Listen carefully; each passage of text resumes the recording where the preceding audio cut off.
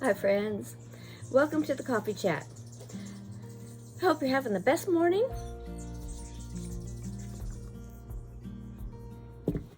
And if not, I hope it gets better as each minute goes by.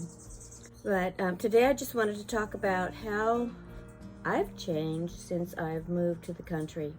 I'm not really a morning person, but now I get up in the morning by 7:30 or 8 o'clock and I get that chicken feed ready and go out to feed the chickens every single morning. I have to take that walk. So that's a new thing for me. I never have been a morning person, and I just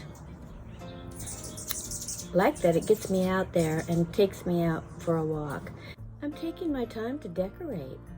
I'm not rushing through anything. I'm taking each piece that I've wanted to paint for a very long time because I didn't have the space to do it before. Now I have this porch out here that I can work on things, or the garage. But I'm taking my time to think about how I want to decorate. And this little chest that I just finished, I've been doing new techniques, and I made some really big mistakes on it because it kind of stuck together. So I used some of these napkins. I just cut the flower part out and decoupaged it on in the areas where it had like blank spaces. And then I also took some of this is gift wrap. It had some birds on it, and I put some of those on there. And I just tweaked it until I got it the way I wanted it to look. And then I also used some of those techniques that I used on the topiary, where I did the watercolor, sprayed the water and let the drips come down on the sides. So I'm really pleased with the way that one turned out. So trying new things and taking your time to decorate is really kind of fun. And then talking about trying new things, for the first time I've made pickles, and my son loves them. He's already gone through a whole jar. One thing, when we get older, like I'm 69 now, and when I was 40, I dislocated my left knee, and it was always weak, the weaker knee, and sometimes it would start to kind of give out on me. And doing all the walking has really helped, and not sitting too much or I like to put my feet up on the ottoman. And I used to have a recliner that a lazy boy, where I'd be able to sit back with my feet up, and I noticed it started making my knee even weaker because of when I'd go down the stairs, they'd kind of whoa. Not spending too much time in the recliner is a good one, and walking more to keep your legs strong. Our core body, we need to keep it strong as we get older, even when you're young. And also keeping your hands strong, because I'm getting a lot of these little bumps and arthritis, I guess it is. But to be able to open a jar is really important, or peel an apple. Although lately I've found got this apple core peeler, slicer. It does everything for you, but you still have to use your hands because you got to put it on, turn it and everything. But it's kind of a fun gadget. But who knew somebody thought of that and made their wife's or their own life easier by inventing this clever little piece of machinery. Well, I've been eating more fresh vegetables, just going out to the garden and picking a tomato, and I just shine it off on my shirt and pop it in my mouth. Savor the taste of it.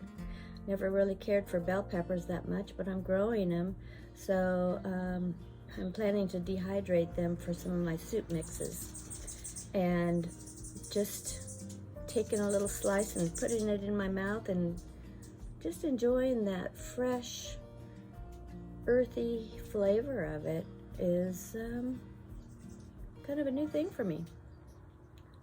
So my mom used to always have us try things like taste a raw potato, or she even had us tasting raw hamburger in the 60s. But she grew up here. She'd take us to the springs where the natural water was coming down from the mountain, and we'd drink the water there. It was so good. And she'd have us try beef tongue and escargot, things like that, just to sort of expand our taste buds. So try new things and savor the taste of things. If you don't like it, that's fine. I've been learning how to dehydrate, so that's been very interesting for me, that some vegetables you have to blanch first in the water before you put them in the dehydrator, so they reconstitute faster or better, I'm not sure. But it's all a learning experience for me to learn how to dehydrate, make pickles, do other canning. Now I got this book on how to pressure can, so I'm going to try some of that, but I have to get the pressure canner first. For a long time I've had this theory that we're innately, intuitively, instinctively hunter-gatherers at heart. As women, many women, and men probably, but more women so, we're hunter-gatherers. We love to go out and shop in the malls or go shopping and just find treasures and look for things and gather things in our little shopping cart. And I mean, going to the dollar store is a real fun thing for a lot of people, because you can just kind of do a little shopping spree there. But another form of hunter-gathering that can replace shopping is, if you do have a garden, is gathering a bouquet of flowers or a basket of tomatoes or picking some figs off the tree. So there's other ways to do hunter-gathering, or just, like when I made my pumpkin, when I started making my fabric pumpkins, I didn't know what I was going to use for a stock. I have a video that shows you how to make these, but when I went out for a walk with my friend Angie, I found these sticks already cut that I could use for my pumpkin stalks. I've got a few different ones. They're just little branches that were cut. Here's one that's just kind of unusual, but I think it has a lot of personality. And then I just put some dollar store beads there, patch the bottom like that with a piece of fabric. There's a little different style where I use the strings to make the ribs. So just using these little branches makes a nice little stalk, and then there you have your little pumpkins. Yeah. So those are my fabric pumpkins, fabric scrap pumpkins, and you just get some, I used a little bit of needle point, some toile, some different medium weight fabrics. Some of the needle points were a little tattered, so I did a little patch work on them. So if you're interested in making these, you can check out my video on how to make fabric scrap pumpkins. It's pretty easy. One of the other things that I've found I love doing when I come up here, besides walking down to feed the chickens in the morning, you see how beautiful the morning light is, just to go out and do a little forest bathing. And I've talked about that before.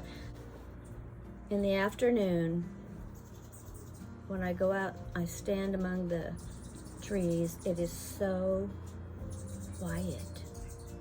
I have a chair out there under the trees where I can just sit, because sometimes after working in the garden, I really do work up a good sweat, and I'm just dripping. My whole face is just dripping. And I'll just, take a towel and wipe my face and sit down and let the breeze cool me and just listen. And I've been studying the Silva Method, and he talks about how most of the time we're in our left brain. We're using our left brain because we're always thinking about things and all these thoughts are going through our head. But if we can get into the right brain and just get that stillness going and get quiet and start to listen, then we'll start to receive more guidance, the higher energies. And some may say God, because we're all a part of that energy. That is God energy, God source. And we receive guidance. So it's nothing supernatural or anything like that. It's just part of life, a part of life that we've forgotten about and we've kind of left behind with all the electronics and everything. So getting back into that place where you can find that stillness, be still my heart, be still my brain, be still my body, and take time to listen to that stillness. And then you may hear your thoughts passing by, and you'll be able to sort of maybe find some solutions or come up with solutions. But that's also a really good time when you get to that place of stillness to do your visualizing of what you want. Try not to discount anything.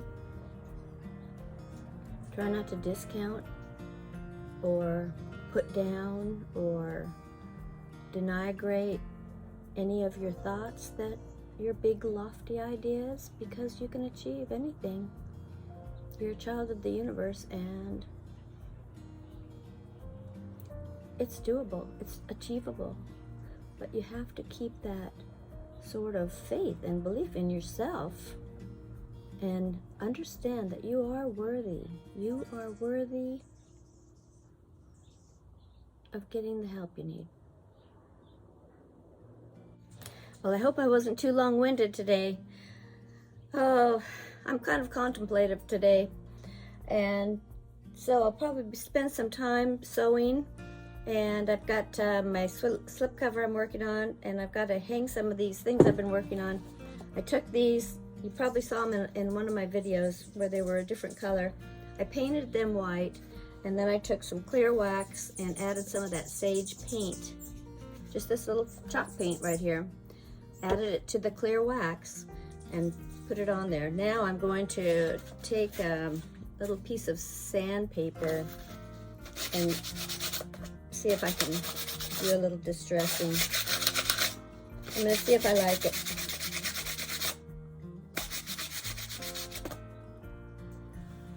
To bring up more of that patina. So you'll see these on the wall in a future video.